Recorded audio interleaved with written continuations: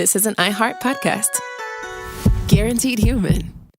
With no fees or minimums on checking accounts, it's no wonder that Capital One Bank Guy is so passionate about banking with Capital One. If he were here, he wouldn't just tell you about no fees or minimums. He'd also tell you about how Capital One cafes are open 7 days a week to assist with your banking needs. Yep, even on weekends. It's pretty much all he talks about, in a good way. What's in your wallet? Terms apply. See CapitalOne.com/bankguy. Capital One N.A., member FDIC. Introducing the all-new Mazda CX-5, featuring more connection. Hey Google, where's the nearest Pilates class? Safety that has your back. More discovery on the scenic routes. More passion in the details. And more control in changing weather. The all-new Mazda CX-5. More to move every side of you.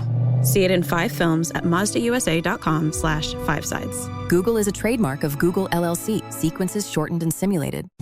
Hey everybody, it's me, Josh, and for this week's SYSK Selects, I've chosen How Grief Works. It's an episode from April of 2013, and it covers everything you ever wanted to know about grief. Like, do animals grieve? Of course they do. Don't be ridiculous. And if you happen to be grieving right now, I hope this episode helps. So sit back and enjoy, or whatever you might do with it. Welcome to Stuff You Should Know from HowStuffWorks.com. Hey, and welcome to the podcast. I'm Josh Clark. There's Charles W. Chuck Bryant. That makes the Stuff You Should Know the podcast.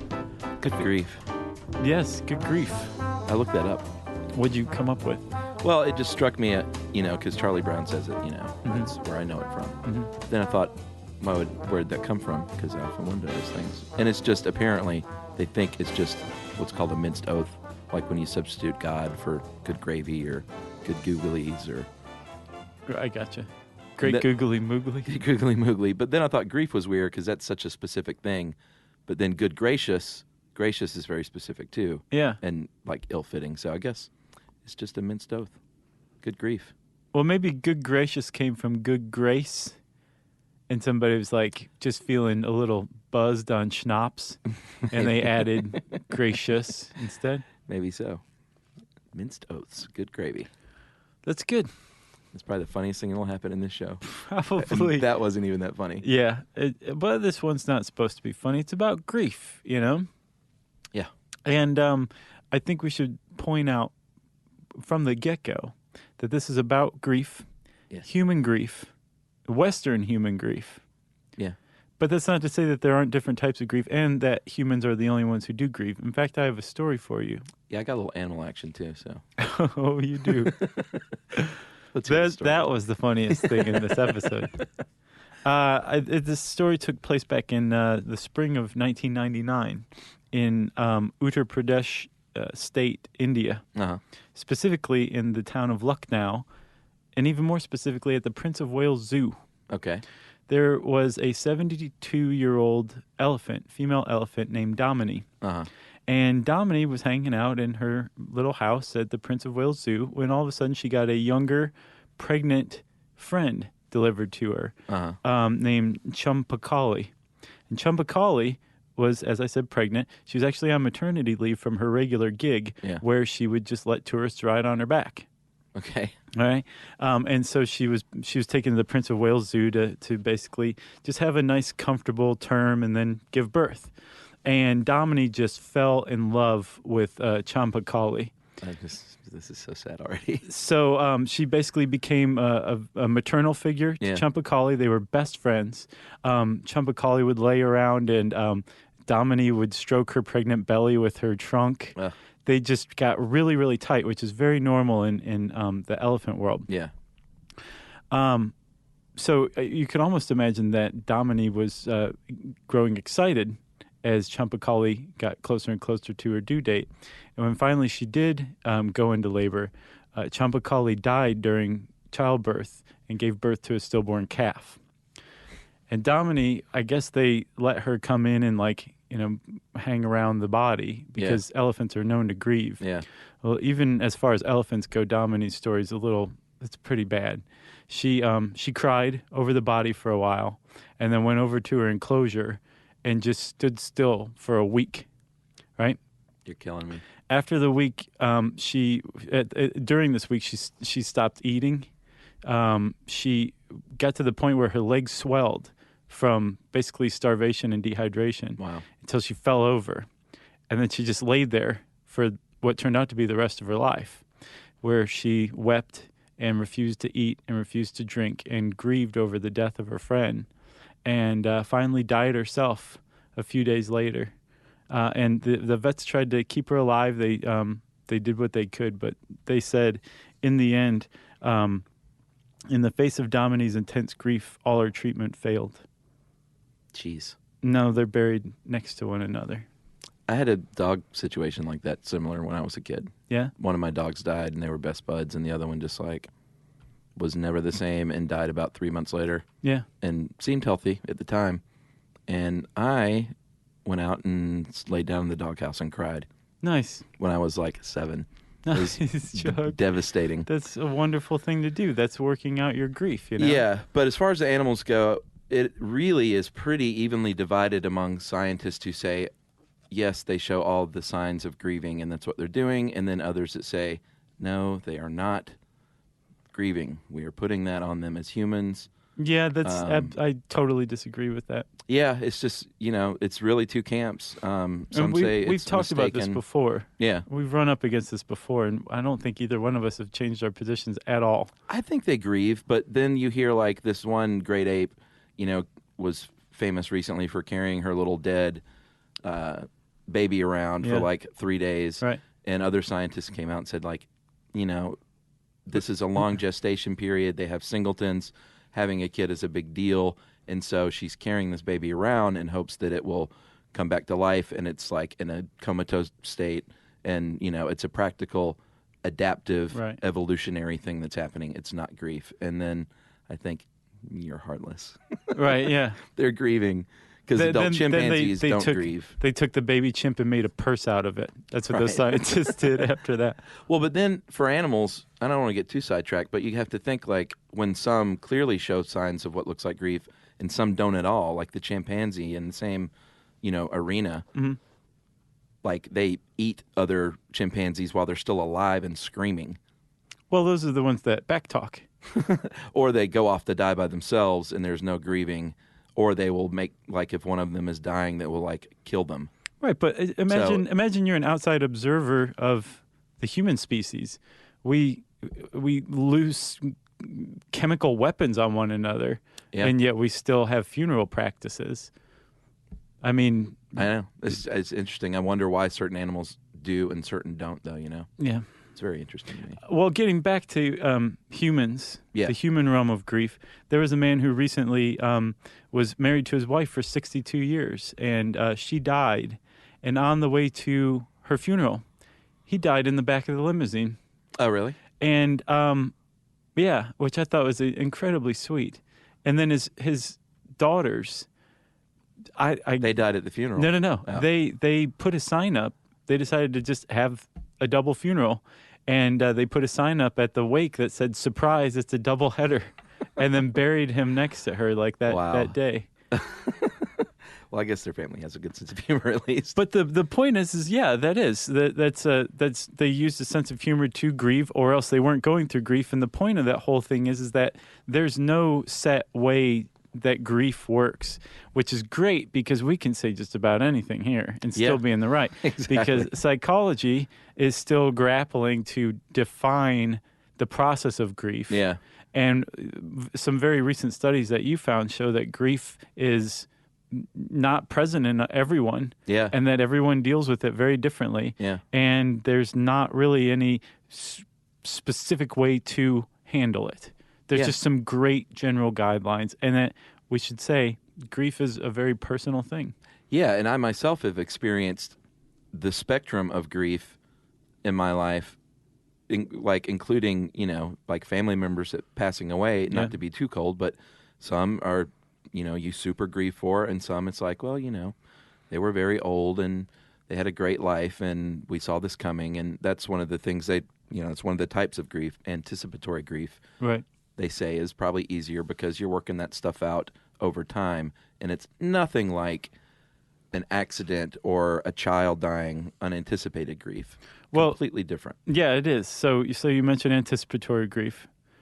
That's like if somebody's got a prolonged illness or something like that, you have the chance to say goodbye ahead of time, maybe. Deal with these emotions. Exactly. And then once death actually comes, Yeah. you've been prepared for this for days, weeks, months, right? Yeah, and a lot of times maybe there isn't any quote-unquote traditional grief going on at all because you're just so prepared. Right. And it's just a matter of executing all the things that you need to do if you're the person that's in charge of that kind of stuff. Right. Like you're so prepared, you blow off the funeral to go to the grocery store. I don't know about that, but might be a serial killer if that's the case. Psychologists call that kind of grief, anticipatory grief, basically the money grief, because it's about as light as you can get. Sure. Post-grief, post-death, I should say, right? Yes. And that, again, I want to say, like, there's probably a listener out there who, like, helped their husband or their mother through a long bout of cancer that the person finally succumbed to. That's absolutely untrue. I agree with you wholeheartedly. Like, there's no specific, like, no one can tell you what your grief was. Again, it's personal. This is just, these are very broad strokes. So, okay. Then, like you mentioned, unanticipated grief, right? Yeah, that's, from my experience, I had a friend that fell off a building and died. And that's like definitely the hardest. Someone young, an accident, and but still, if you want to talk about 5 stages, I'm not a big believer that that's the case because I didn't experience all those stages at all. But again, it varies. Someone might experience 10 stages. It does, but the point is, with unanticipated grief, like, you couldn't have, you or your friend didn't wake up that morning like he was going to die. Right. You know, but he still died. Yep. And you have to deal with it all of a sudden. Yeah. And then there's ambiguous grief, which, for my money, is probably the worst kind of grief. This is the kind of grief that comes where, say, if you have a loved one who is kidnapped and you never hear from them again. Yeah, I've never felt that one. Your parents abandon you as a child. Yeah. Or just something happens to somebody and there's no real resolution or closure. Yeah, or, it doesn't have to be even death. It can be like your girlfriend, you come home to a note on your bed, and you never hear from her again, or a wife, I guess. Yeah, because I guess we should also say, like, grief doesn't just have to come from death. No, of course not. Grief is basically the deep and poignant distress caused by bereavement. Yeah. And bereavement is the state of being deprived of something or someone. So that could be through death, whatever. Yeah, exactly. But yeah, so those are the 3 types of normal grief, just off the top of our heads. We made those up, right? Yeah. And you mentioned the different kinds of the different stages of grief, and I mean, that's just such like a pop trope these days. Yeah, the 5 stages. But it was actually new just as recently as 1969 when Dr. Elizabeth Kubler-Ross came up with the 5 stages of grief that you always hear about today, that any 10-year-old could probably recite to you. Yeah. But have since been kind of deconstructed and changed and questioned and challenged. But these are the kind of the roadmap to go through grief, right? Yeah. Denial, anger, bargaining, depression, and acceptance. Right. And denial is just basically saying, this is, you're not true. They're still alive. Like, what you say is a lie. And I don't want to be anywhere near you because you're lying to me right now about something very horrible. Yeah, I've never experienced that. Even with my friend who fell off a building, like, that's as sudden a news as you can get over the phone. And I'm just not the kind of person who's like, no, that didn't happen. I was like, man, it immediately hit me that had happened. Huh. Yeah. And I started from there, I guess. But I didn't experience anger either. But, if it might have been my brother, I might have experienced anger. You raise a very good point. There's different I guess, risk factors. There's different elements to grief. Yeah. And some of it is personal. Some of it has to do with how close you are to the person. Sure. Some of it has to do with the type of person you are. You're a pretty resilient person. Yeah. If you were a very sensitive, bookish type, you might have taken it a little harder. You know what I mean? Yeah.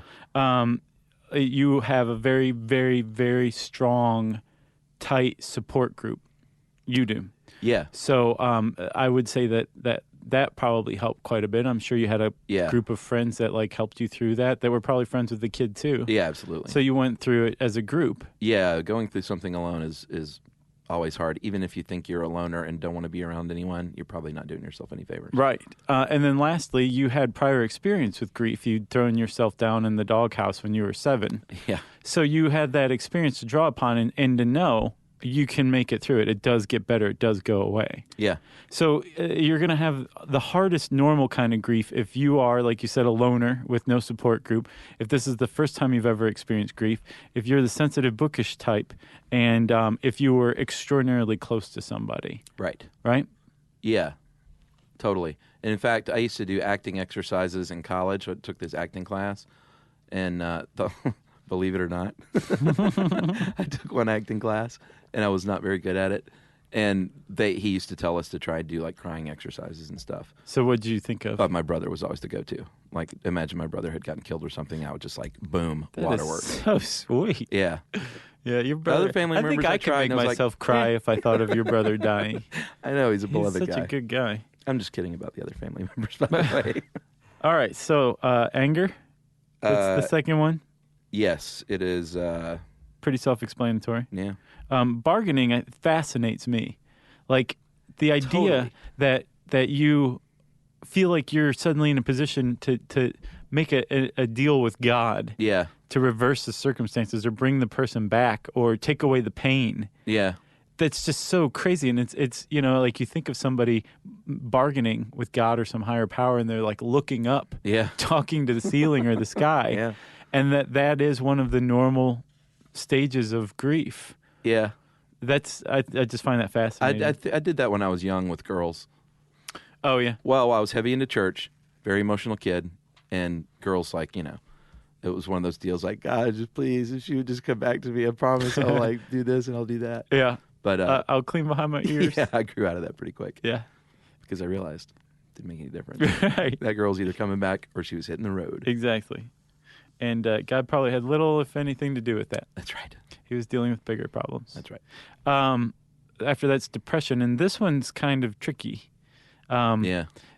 If you go through the stage of depression, if you do, it's not necessarily requisite. Right. They're starting to wonder if possibly you're already depressed. Yeah. And if you were already depressed, that probably means you're going to maybe get stuck in this stage for a while. Yeah.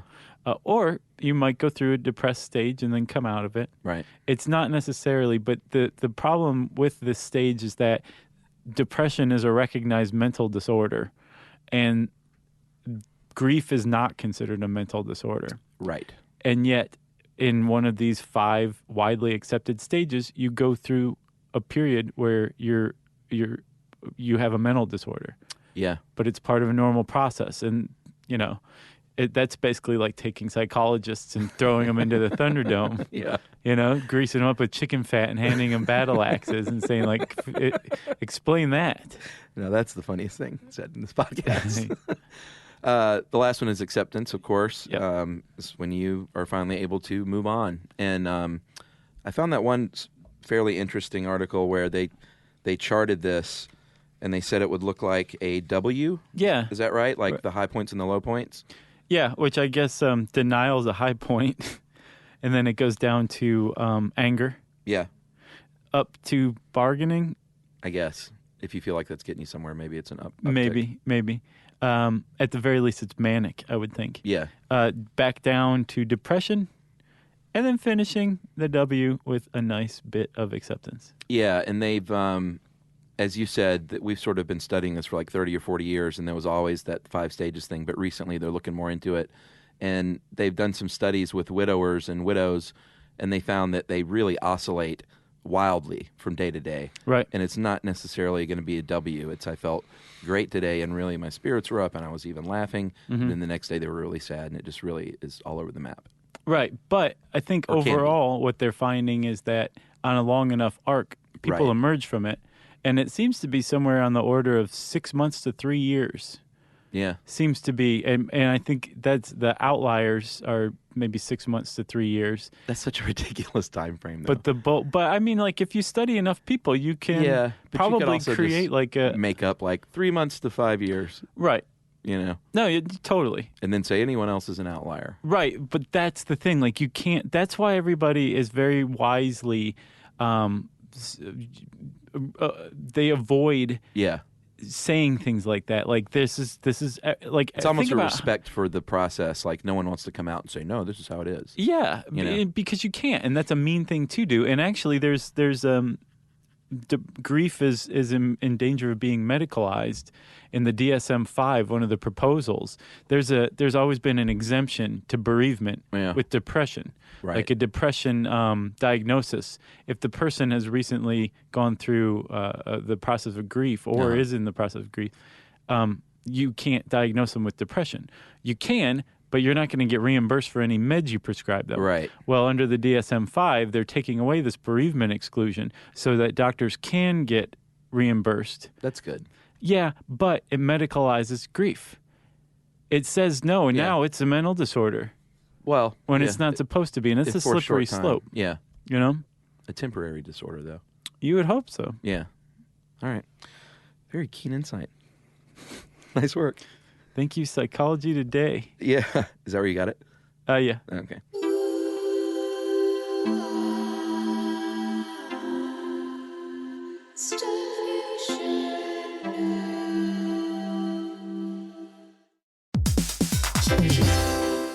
Hey everybody, we're here to talk to you about Wayfair, who believes that spaces should be functional, they should be comfortable, they should be well-designed, and they can be well-designed by you with their help. Your updated space should feel more comfortable, inviting, and practical for everyday use. And we're talking about outdoor seating. We're talking about grills. We're talking about major appliances. If you need storage solutions, Wayfair can help you out. Patio lighting, rugs, decor. It is your one-stop shop for home. Yeah, I mean, it's getting nice out, so it's time to think about living outdoors for the next few months. And Wayfair knows that outdoor furniture, it's heavy, it's intimidating to assemble. So Wayfair has stepped in and said, we're going to handle the hard part so you don't have to. That's right. You can shop Wayfair Verified, your shortcut to the good stuff. And that means their team of product specialists are going to vet everything by hand using a 10-point inspection, testing things like, quality materials, functionality, and features, and even how long it takes to build that piece of furniture. And the overall experience save time, reduce hassle, and improved convenience. Patio season is here, and these deals won't last. So head to wayfair.com right now to get your outdoor space ready for way less. That's WAYFAIR.com.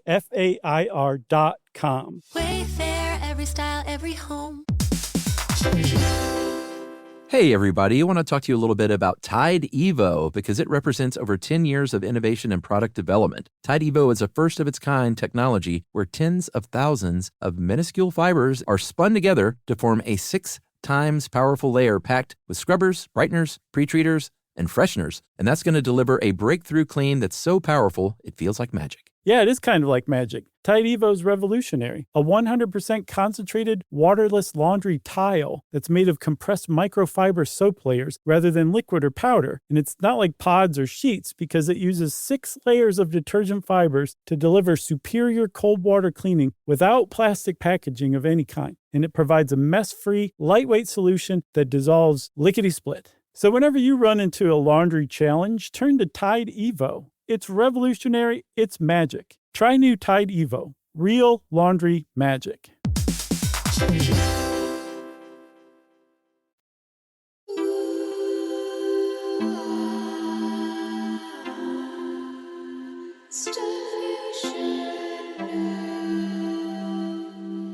So should we talk a little bit about dealing with it, I guess?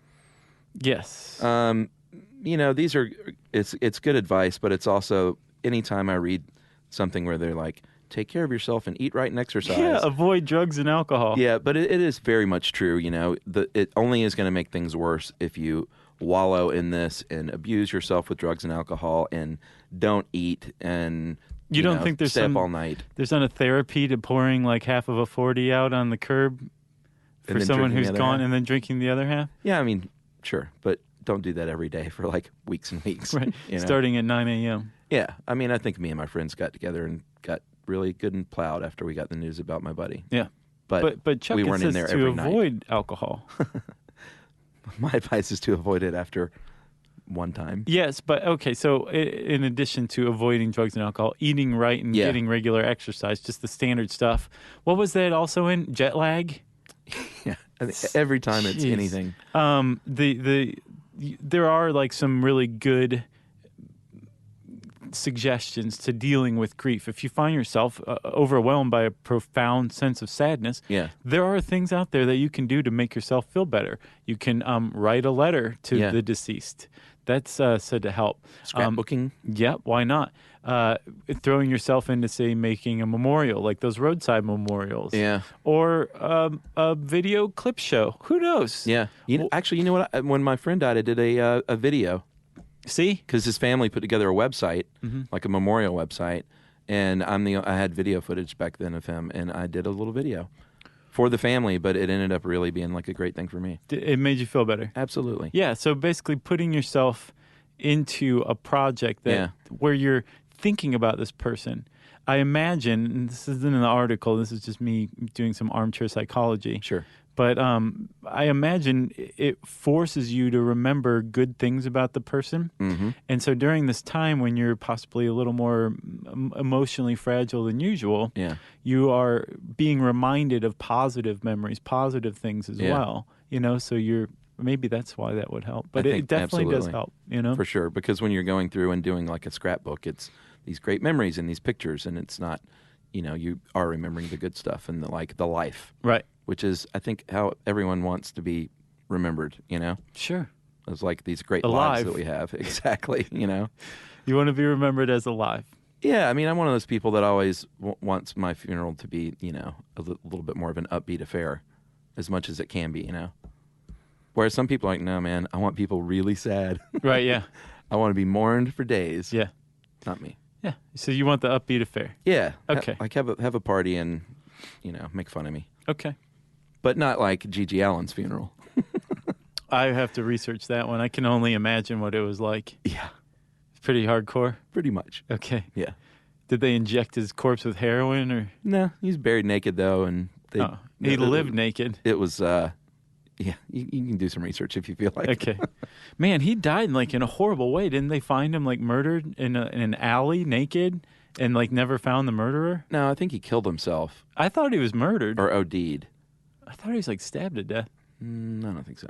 He used to threaten to kill himself on stage. That was his big thing. That he's like, one day it's going to happen. I thought his big thing was pooping on stage. Well, he did that a lot too. Yeah, he kept that promise. Man, sidebar on Gigi Who Allen. knew Gigi Allen was going to show up in the grief episode? For real.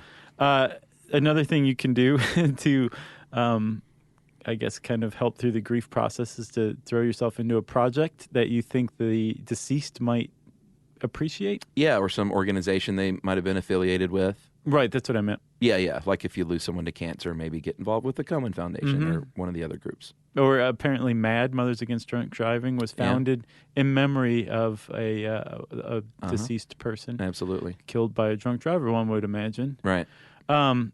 There's just a lot of stuff out there that you can do yourself. A lot of people pretty much immediately go to therapy, at least initially, to get a little help, to get some insight, some advice, whatever. That's not necessarily the case for everybody, and they've definitely found that therapy is not even necessarily helpful for everybody. Right. There's a lot of people out there who probably wonder if they're dead inside because they don't grieve like supposedly everyone else does. But study after study is finding that actually people who go through significant grief is a fairly small portion of people who experience a loss. Yeah, didn't we have a study in here? Oh, yeah, right here. Yeah. What they do generally is they track groups of widows and widowers for a period of time. Right. And just have them, remark about how they're feeling on a day-to-day basis. And this one was for up to 5 years, I think. And between 26 and 65% had no significant symptoms in the initial years after the loss. Yeah. And only 9 to 41% did. And there's a big variability there, but they said it's partially from how the symptoms were measured. So. And in another study, they found that about 21% experienced what you could diagnose as depression after the loss. And only about 11% had trouble with it, couldn't shake it after 6 to 18 months, I believe. Right. And 10% of people who lost a spouse felt relief.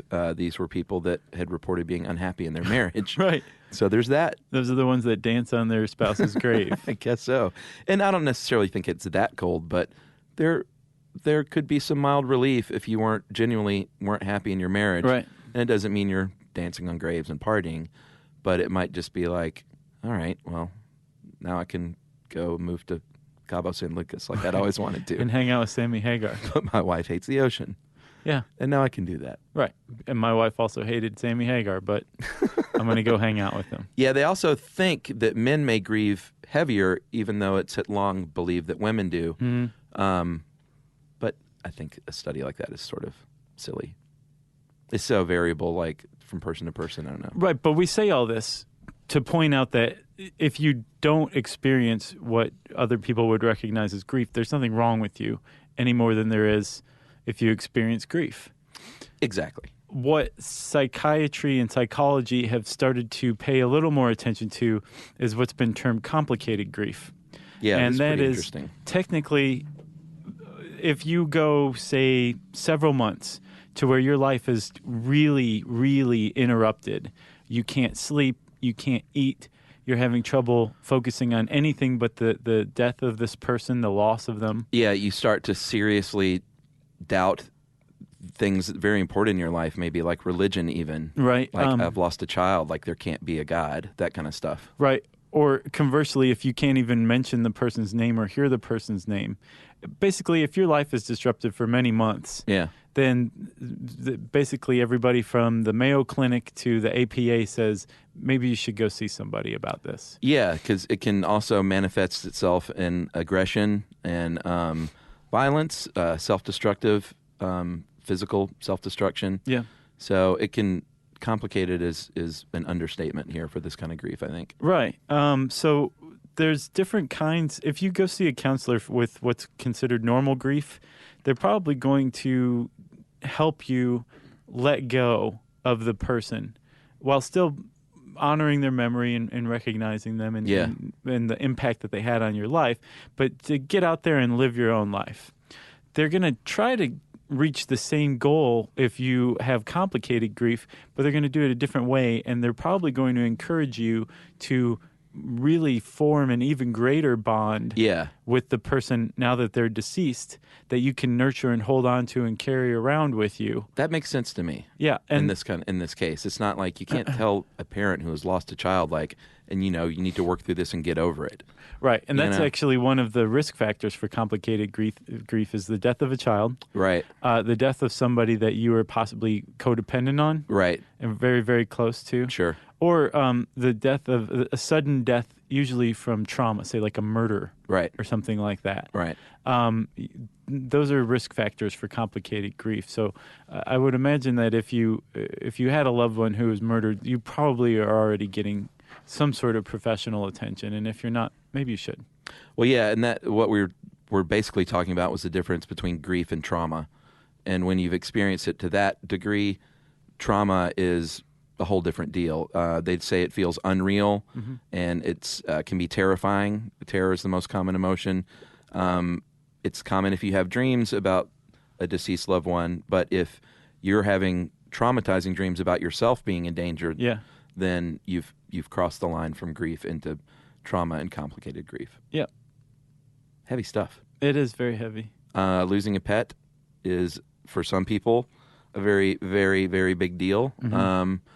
And other people, people that aren't into pets at all don't get it. And then some people that do have pets are just more equipped to deal with the loss of a pet and not like it's the loss of a human. Yeah. But for people like me and Jerry over there, I know that losing a pet, is like equivalent to losing, a family member. And the grieving process is about the same, I would imagine, if it's, that impactful. And my advice is you should talk to other people who have similar feelings, because one of the things that can be toughest about losing a pet is when you talk to people who don't have pets and don't think it's that big of a deal to lose a pet, and that can make things a lot worse. Well, they say that if you do experience the loss of a pet and you find that you're grieving over it, you should go ahead with the grief. Yeah. Don't feel embarrassed or dumb for that. Of course not. Go lie down in the doghouse and cry. Right. Like a 6-year-old. Yeah. You got anything else? I ran across one thing. There was a guy in 1983 named Paul Rosenblatt who carried out a study of, I think, like 56 Victorian diaries of people who had experienced loss. Oh, interesting. And so grief is definitely cultural and also historically bound too. Huh. Like he found that the goal for these diarists was to keep the person alive around them, right? Like all the time. Like they would try to sense the person around them, or like maybe sit in their favorite chair because they could tell that they were still there in some way, or whatever. And that under those circumstances, he found that grief never really seemed to ever go away. That it was something that they carried around for the rest of their lives. And in fact, one of the things that the Victorians did was they would wear black for a year, I believe. Yeah. And then dark colors after that, especially if you were a widow. And on the anniversary, you wear black too, right? I think so. Yeah. And you were expected to carry around this grief for the rest of your life. And one of the things they also did that actually is still around today was bereavement photography, which is postmortem photography. Yeah, we've done a thing on that. Have we? Yeah. And we did, didn't we? Yeah. And we got an email just as recently as today from a woman who lost a child and had a cast made of the baby's hands and feet. Really? And she said that it was something that has very much helped her through. I didn't read that one yet. Yeah, she said it was a gift from the hospital. Wow. To help them through their grief. And the hospital said, hey, you might not want it now, but we really encourage you to have this done, and we'll pay for it. Because, years from now, you may really be happy that you have it. And she said they were absolutely right. Wow, that's really great. Yeah. What was that email in reference to? Death masks? Uh-huh. Okay. Yeah. But it just happened to come in today when we were researching grief. Wow. Yeah. That's about it, I guess, huh? Yeah. That's it. That's A to Z grief. We touched on every single thing possible. What a downer. Yeah. I guess if you want to learn more about grief, you can type that word into the search bar at howstuffworks.com. Remember, I before E except after C. Chuck, hold on. Let's take a message break, huh?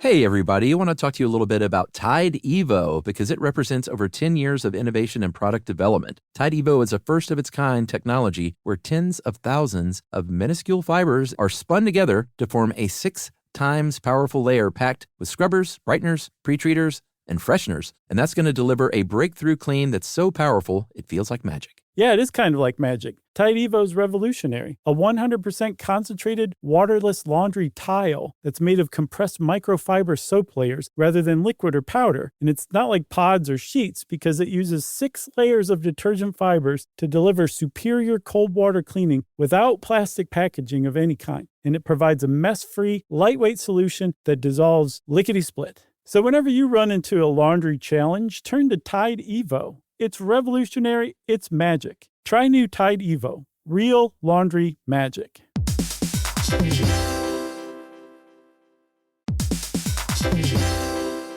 On eBay, every find has a story. Like if you're looking for a vintage band tee, not just a tee, the band tee from the last show your favorite band ever played. You wore it everywhere. Then your girlfriend started wearing it, which was cute, until she dumped you and took it with her, which was not so cute. Yeah, well, anyway, now you're on eBay. And there it is. Same tee from the same tour. Still living in your memory, rent-free forever. See, the things you love have a way of finding their way back to you. But eBay isn't just for getting whatever your ex-boyfriend or girlfriend stole back, right? No, it's also for that rare championship foul ball you caught, then heroically gave to the kid next to you. And where else are you going to find your first car? The one you wish you'd never sold. But now, finally get the chance to take it back home. For good this time. So shop eBay for millions of finds, each with a story. eBay. Things people love.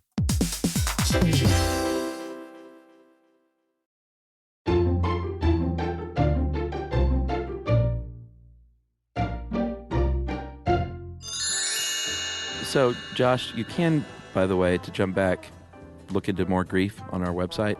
Or you could go to Google and look at pygmy goats. That helps, too. That's what I would say.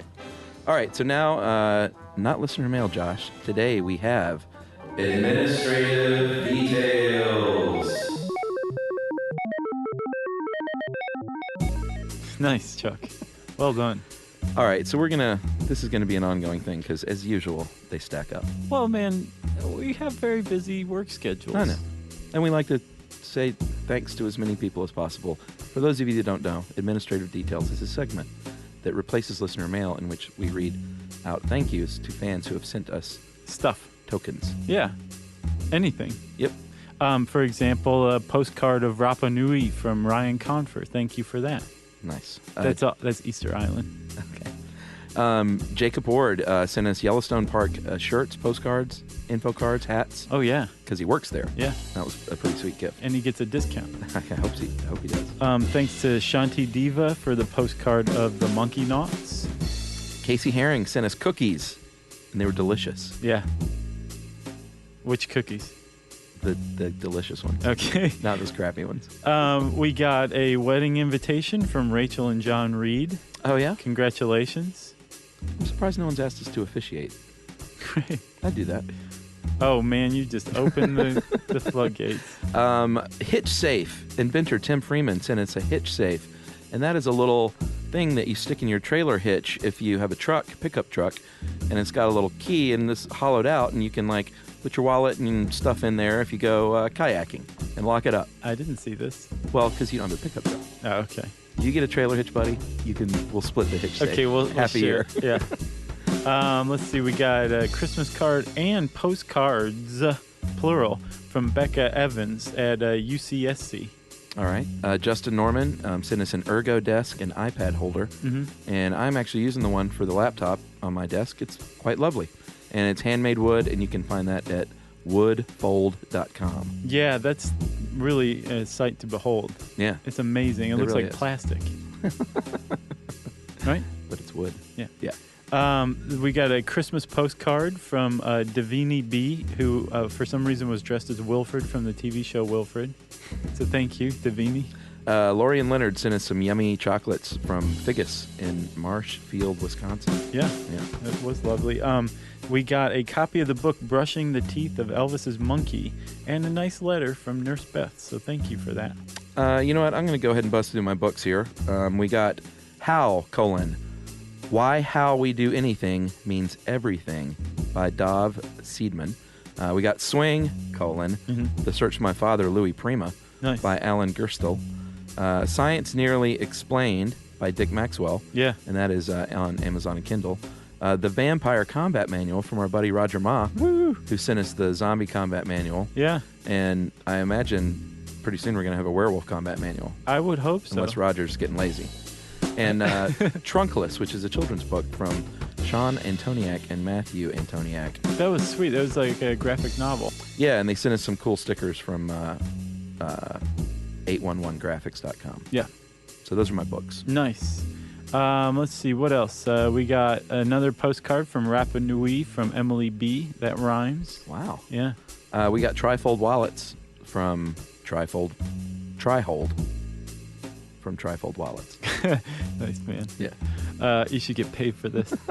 There's a dude named Lars C. who kind of went all over the place. He went to Los Cabos, of course, Sammy Hagar's place, Seattle, Philadelphia, Calgary, Montreal, Nova Scotia, and he kind of took us with him and sent us postcards along the way. So thanks a lot, Lars. Aaron Cooper, thank you for your cool foam core poster versions of some of your best Stuff You Should Know Photoshop jobs. Yes. We love these. That's not the first time they sent those either, so thanks a lot, Aaron. It's a regular thing. Coop. We got a nice postogram from Michael Storer. Carolyn Larson sent us magnetic skulls. Yeah, those are awesome. They like are very Day cool. of the Dead skulls of her own art, I believe. I think so. I've got her down too, and I have her website. It is, I believe, CarolynLarsonArt.com. If I come across it, I'll correct myself if that's wrong. But I'm pretty sure that's right. Okay. I got one more for now. Okay. And then you pick one more good one. And then we'll pick this up again. Jennifer Dunaway sent us a knitted tree scarf. And this is just a scarf that you go and you pick a tree and you put a little scarf on it. Okay. And it's pretty darn cute and it makes the city more beautiful. Nice. So thank you, Jennifer Dunaway, for that. And then I got a nice handmade birthday card for me specifically. Nice. From SYSK Army member Courtney Hoover. So thanks a lot for that, Courtney. And that's administrative details for this week. Part 1. As far as this list goes, we've got this for the next 6 months. And I am right. It is Carolyn Larson Art. CarolineLarsen art.com. Yeah, get a tree scarf. Yeah. That's what I say. And a skull magnet. All right. Oh, okay. Let's see. If you want to tweet to us, you can join us on Twitter at SYSK Podcast. You can join us on Facebook.com/Stuff You Should Know. You can send us a good old-fashioned website visit to StuffYouShouldKnow.com.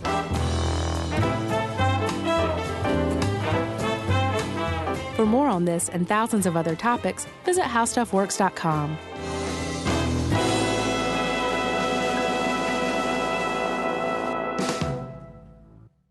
When it comes to small business, people want to talk to people, not bots, not voicemail. Your customers or clients want a real human connection. And that's exactly what they get with Ruby. Ruby is the virtual receptionist company that takes care of your callers when you're unavailable, in the middle of something, or just don't want to pick up. They can answer, screen, and transfer calls, as well as take messages, collect payments, book appointments, and more. All while saving you time and making the people you serve feel special. It's available 24/7, 365 days a year, and is 100% based in the U.S. See how it works at ruby.com, or better yet, give them a call at 844-900-RUBY. The next time you end up with something on your shirt, don't turn to your usual detergent. Check out Tide Evo. Tide Evo represents over 10 years of innovation in product development. It's a revolutionary 100% concentrated waterless laundry tile made of compressed microfiber soap layers rather than liquid or powder. It's not pods and it's not sheets. It uses 6 layers of detergent fibers to deliver superior cold water cleaning without plastic packaging. It's mess-free, lightweight, and dissolves quickly. Try new Tide Evo. Real laundry magic. This is an iHeart podcast.